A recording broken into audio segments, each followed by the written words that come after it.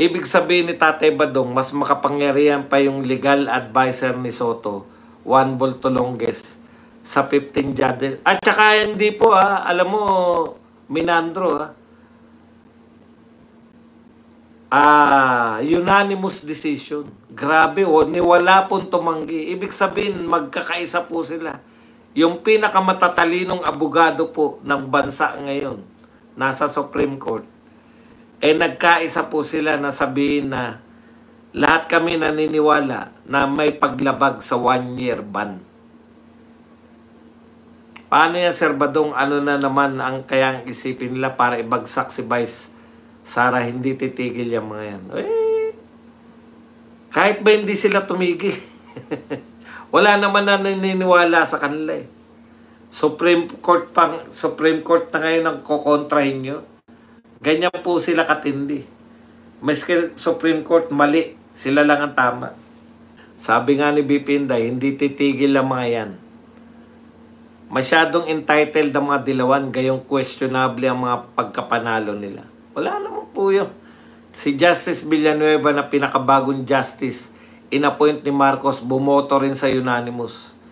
Alam niyo po, yan pong mga yan, karamihan po dyan, sanay na maging judge, hindi naman po mga politiko yung mga yan Kung sa una pa lang inayos na nila yung proseso, sana hindi nakialam ang SC. Tapos ngayon sisisihin nila yung SC sa Senado. Panay lang sila sisi. Pag hindi ka kontra sa kanila, sisiraan nila. Para silang kapitbahay mo na chismoso. Pag may bagong rep, masyadong entitled na mga dilawang gayong kaya. Sabi ni BP Inday, hindi titigil. Tatay Badong, nababaliw na sila. Last month lang, inaway nila yung Senate dahil sa pag-remand sa HOR. Ngayon, kakampi na nila Senate. Kalaban naman ng Supreme Court. Yan. Kung sa una pa lang, ayan, nabasa na pala natin yan. Sabihin na naman nila, maka-Duterte ang Supreme Court. After 1 year, boss, magsasampa ulit sila ng impeachment. Okay lang yan, sampa lang na sampa. Kaya lang, mas mahigpit na po ngayon. Yung sinampa nila ngayon, walang kasamang ebidensya Panay tokis lang ganto. Ngayon po, kinakailangan nilang una, i-discuss dun sa House of Representatives. Kinakailangan nilang paharapin si BP Sara.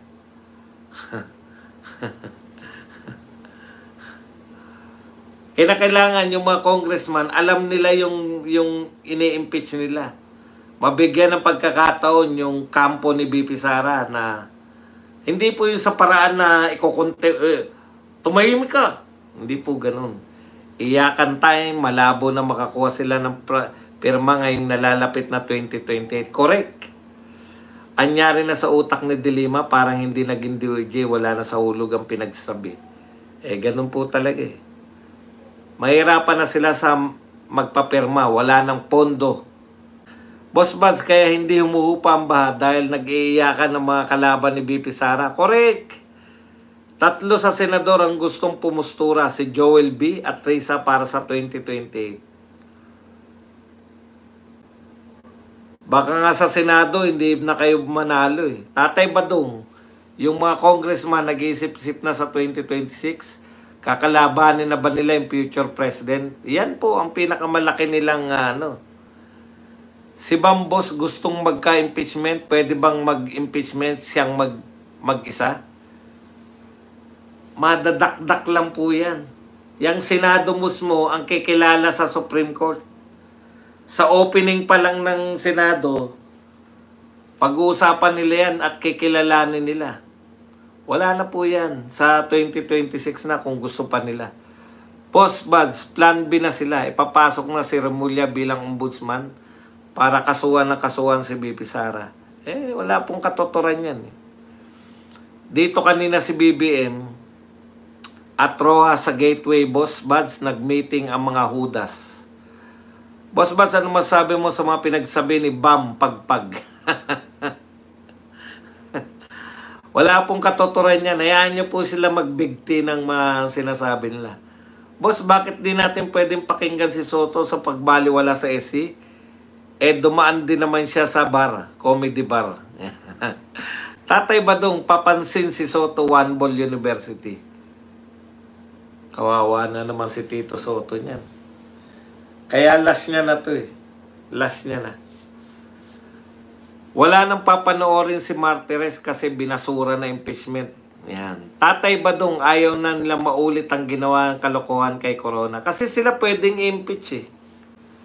Kaya hinigpitan na nila. Yan pong ginawa ng Supreme Court ngayon na paghigpit. Applicable na po yan sa lahat po ng mga impeachment. Tatay Badong, ang arte ng mukha ni Tabi. Baka sabihin nila na bayaran si BP Sara mga Supreme Court Justices. Pucha, sa mga vlogger nga, hindi nagbabayad dyan si BP Sara. Sa mga Supreme Court Justice ba?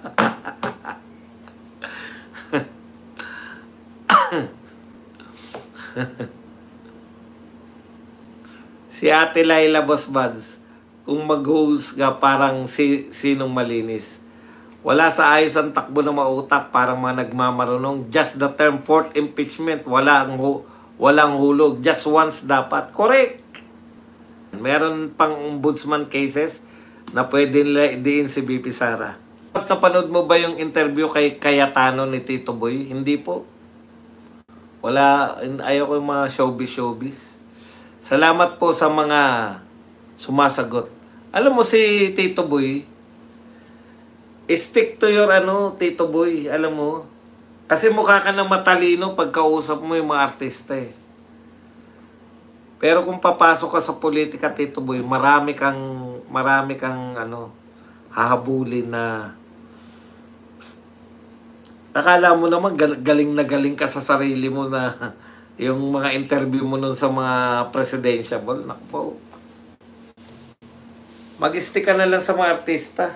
Magpapa ka pa na may mga alam mo Tito Boy, yung advantage mo, ikaw yung pinakamatalinong showbiz reporter o showbiz column o kung ano man ang tawag diyan. Pero pag dinala mo sa politika, humarap ka sa salamin. Anong nakikita mo? Ano sasabihin mo sa mukha mo? Kumbaga, kanya-kanyang porte yan eh. Magmumukha ka lang talagang Marami na nagtangka na mag-crossover sa politika dahil nakikiuso. Huwag ka na makiuso sa politika, hindi ka bagay. Yun lang. Sir Bas, nawala antok ka sa desisyon ng Supreme Court. Di yata ako makatulog sa tuwa. Aba, matulog ka. Tatay Badong, ano kaya masabi ni Arnold M. at Abe, iyak na sila? Malamang. Sisilipin ko mamaya. Si Abe, wala na akong pakialam. Kasi meron na anti-clear eh. Meron ka ng babanata na vlogger eh na pag binanata mo, merong kasi nire-represent niya yung Malacanang eh. Sino ba nire-represent ni Abe? PTV4? Kasing boring niya nire-represent niya. Kahit sa EB, parang di na masigla si Tito Sen. Ginagamit nila yung EB para manatili pa rin siyang boto eh. Basta sa ICC daw sila maghain na impeachment ni Sara. Si Auntie Claire, ayaw patanggapin yung desisyon. Akala mo talaga. May radio show ka ba? Abe. Delikado na ba si Tamba? Aliw na aliw ako sa birada kanina. Tawa ko ng tawa. Yang EB nagpo-promote na rin ng sugal. Masamang si Vic Soto, dami humahanga sa'yo, tapos nag-promote ka ng sugal. Wala ka na, bad shot ka na sa akin. Wala silang binatbat kay Tatay Digong, sobrang talino, totoong nagserbisyo sa taong bayan. Boss, ang ganda na spokesman ng Supreme Court. Correct. Diba, no? Ganda, no? Kaysa yung dati. Kuya, ano po yung sinasabi ng mga trolls na 1 year lang daw free impeachment si Sara? 1 year, after 1 year, pwede po sila magsampa na impeachment. Ganun lang po yun. Pero marami na po naganap sa 1 year eh.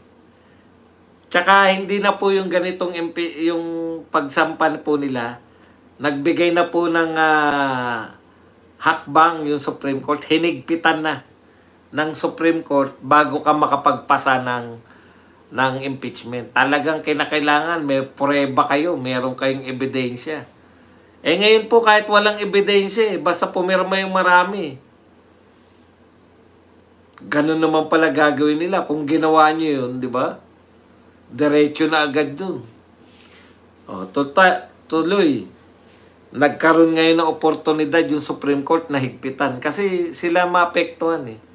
Sa budget 2026, sigurado maraming tanong sa HOR kay BP Inday. Eh pwede naman hindi anong tanong? Maraming tanong. Pwede naman hindi dumalo si BP Inday. Hindi na sila bibigyan ng chance ni BP Inday ng mga insulto. Thank you po. Sweet love. Kaya sino man yan Naku. Nag-promote na naman kayo ng mga Boss Buds, ask ko lang. May idea ka ba sa nangyari na may nag-post ang daming pulis sa airport? Pinos ng passenger? Thanks. Hindi ko po alam. Wala po ako idea.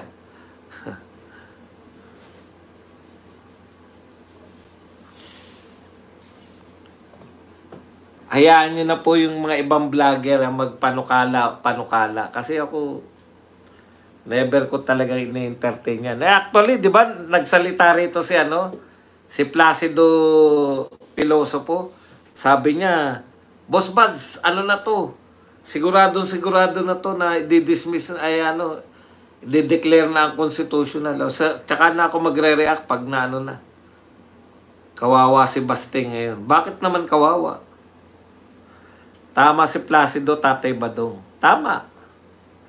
Dati daw Baste. Anong dati daw Baste? Hindi ko maintindihan yung kawawa si Baste, dati daw Baste. Ano yun? Ano yung dati Baste? Kawawa si Baste. Ano yun?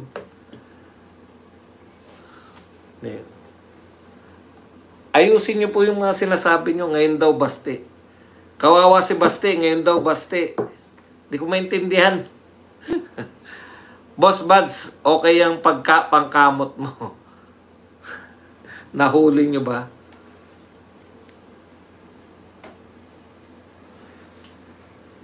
Boss Buds, sunod nila ngayon Batsi daw na. Batsi. Baste, Batsi. Ayun, yung pala yun.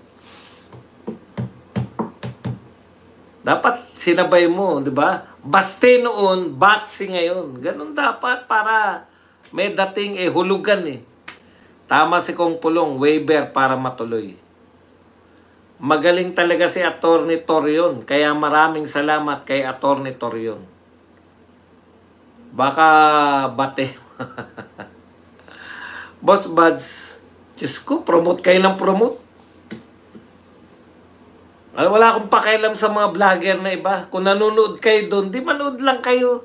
Ito pa po-promote dito. Nasend agad, sir. Sorry. Boss, yung normal na upakan, walang kondisyon. Correct. Ganito nga, di ba? Naghamon si Baste na suntukan. Actually, lang yun, suntukan na lang, di ba? Parang hamon na sa galit eh. Pinatulan, tas ang dami ng kondisyon. Nung nag-counter si Baste, biglang duwag na raw. Boss Baz, agree ba kayo na tinawag ni Baste si Tory na unggoy? Hindi naman siya tinawag na unggoy. Sinabi ba na si Tory ay unggoy? Ang sinabi niya, gusto ko naman bugbog na unggoy. Malaking diferensya po yun pagdating sa batas. Gusto niya na magbugbog ng unggoy. Hindi niya sinabi na unggoy si Tory. Nagkatrangkaso ngayon si Tory na nagpapahawi sa ulan. Baz, paano yan? Impeach pa rin si Inday o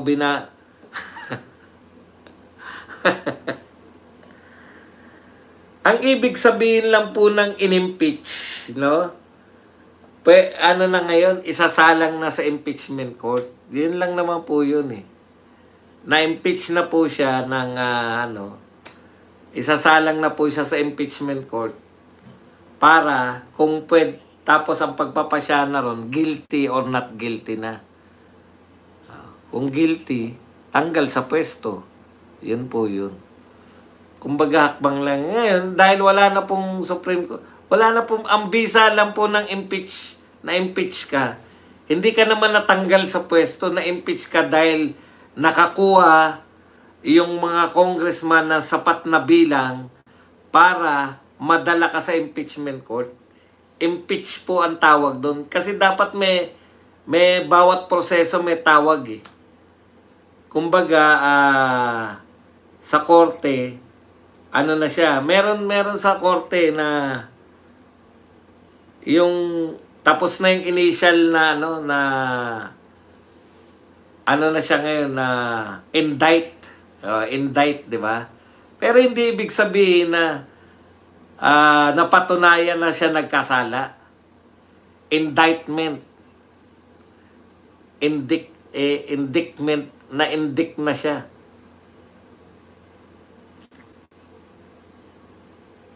Meron ng probable cause, kumbaga. Kaya matutuloy na yung court. Matutuloy na sa court hearing. Isang suntok lang na hindi tulad ng sheriff. Tatay Badong, napanood mo ba interview kay Tony Kaufman? Ma-approve daw 100% ang interim release kung papayag si BBM. Wala ka pong asahan dito sa gobyerno na to. Sila nga po. Imagine niyo sila nga po nagpadala dun tapos sasabihin nyo ngayon na siya pa magre-request.